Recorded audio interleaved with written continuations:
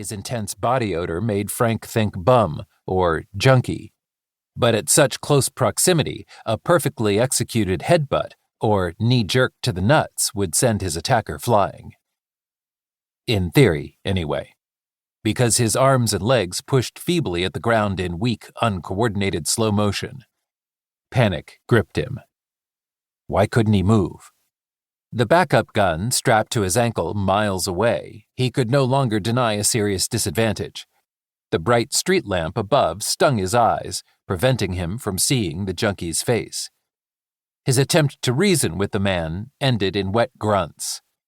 A coppery taste filled his mouth, and warm streaks dribbled down his chin. Frank shifted his stinging eyes until they fell on a pair of unmoving, skinny white legs with tiny feet in brown leather sandals resting on the car's seat. The robber choked out sobs, muttering to himself, and Frank felt his head lifting as the man pulled on his golden necklace with the cross. The chain snapped, and the back of his skull slammed against the passenger door. Everything around him slowed down. Tufts of blonde hair emerged over the seat's edge as his boy leaned forward, hair disheveled, eyes wide, his tiny mouth hanging open. "Sit still. Don't say a word." The warning remained trapped in Frank's mind, the words glued to his tongue. He strained his blurring vision, but the image of his son grew dimmer, the sky darker. The street lamp shining on his face caved in on itself, the sobbing above him ceased, and weight lifted off his chest. Retreating footsteps and squealing car tires echoed, but he never took his eyes off Franco, never gave up hope. 97 seconds after the first bullet hit, his heartbeat stopped. Down the street, a radio blared through a window, and through another, up the block, a couple argued heatedly over the wails of an infant. Minutes ticked away. Then, the street lamp above the Ford fizzled out with a buzzing sound. The boy's breath caught in his throat, and his body stiffened. His small fingers clutched the edge of the seat. Like a rolling wave, every light and electronic appliance in the neighborhood ceased to function, and a blanket of darkness descended over Manhattan. In one heartbeat, the city fell eerily silent. Then, all hell broke loose. Chapter 1. Manhattan, 2016. Friday, July 22nd, 12:09 a.m. Franco couldn't deny it any longer. This had been a mistake.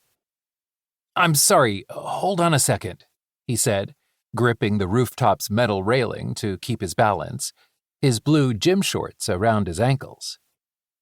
All around him, low-hanging pinkish clouds held back Soho's city lights, dousing the neighborhood in a muted glow. The half-naked man behind him grunted and stepped back. "Dude, this isn't working for me." Franco detected frustration in his voice, but found it hard to care. Wiping sweat from his forehead, he scratched the blonde stubble on his cheek, his naked skin damp from the sultry air. "Sorry, I need a moment. I don't feel so hot," he said over his shoulder, straightening up.